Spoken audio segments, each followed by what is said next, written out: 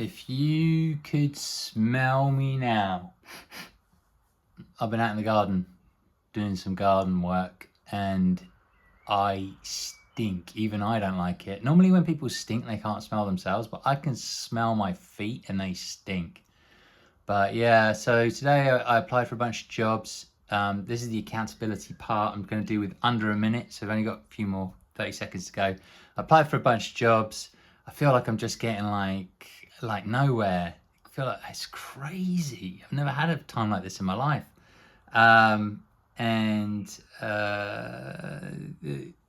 Anyway, did some gardening. I stink, and after this I'm going to go for a run.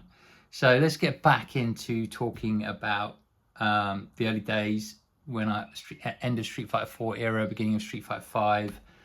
I had done some interviews at Defend the North with some stalwarts, I suppose, if that's the right term, people who were going to be, I was going to interview many times again, who were always there and happy to be part of that, you know?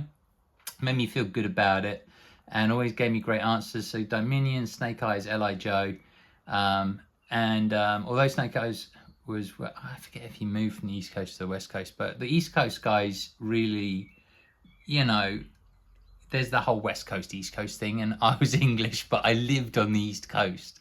So I was an East Coast guy, I suppose, and lived in New York and loved New York, and I've been there for years, and so I felt that love, which was great. So this is where my videos really, I started to put a little bit more effort in. I think I was still working, 2015. I might not have been working then. That's probably why there was more effort in the videos. But I was working, I had interviews going on, and then I was talking to people behind the scenes of various things. And in particular, I had built up a large audience for collectibles, right? So if you can attach yourself to something, if you're a content creator, if you can attach yourself to something that you're passionate about, the more specific you start off, the better, because you get these really hardcore people who are right there with you.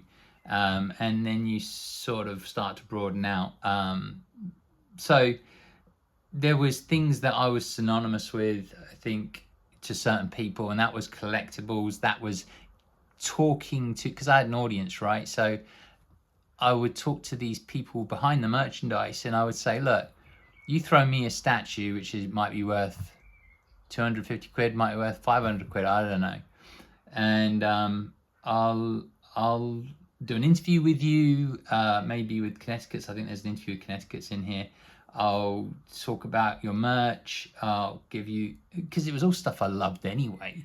So it was just perfect. So I would reach out to people that I liked, brands that I liked. So look, I've got a little audience going here, and maybe if you just send me this, then I'll make this video. And, you know, I would either keep that collectible, but at some point I would probably sell it when it had appreciated in value and I didn't have room for it. But yeah, there was various stuff going on at the time.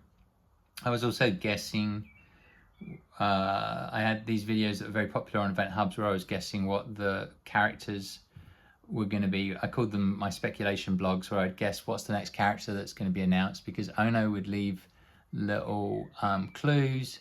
And then also at the time, I've just remembered, there was some hacking going on or something where data mining, I think, where they found like what some of the characters, because I think they'd done a beta at that by this point. This is like November 2015, right?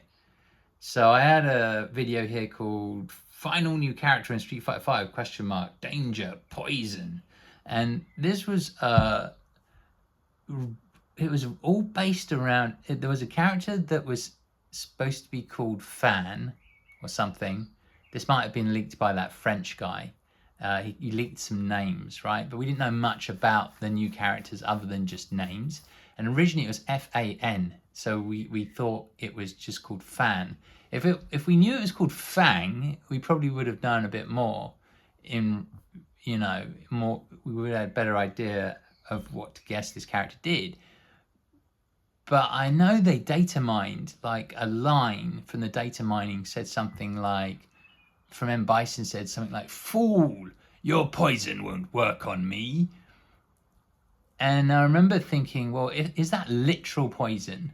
Okay, so if it's literal poison and this guy, Fan, is throwing literal poison, um, what would you do in terms of game mechanics? Well, you'd probably have, and I don't think they'd ever, I don't know, sorry, I'm going to mess up here, I know I am, but I don't know that in the canon Street Fighter series they had done any characters that had the point, like your energy going down to a certain extent due to poison, slowly going down due to poison until you, I think what you had to do was hit him or it just ran out, you know, but that was my guess, and it was one of the videos that worked. I can't actually find the other videos where I really hit the nail on the head with, I think everybody knew that in Japan there was going to be, Karen was going to be announced. That seemed like the right place.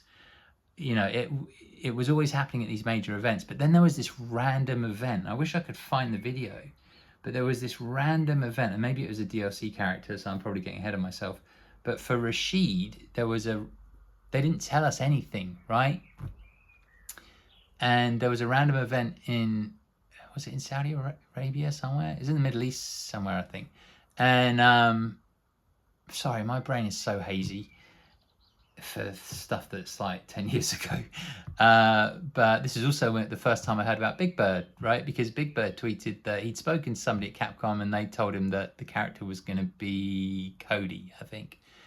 And I had made a video at the round about the same time saying, I think it's going to be a Saudi Arabian kind of character. What would that mean? What's like, you know how Capcom does in Street Fighter, it does these what's the word, caricatures of characters depending on where they're from, if they're from England or whatever. Like they have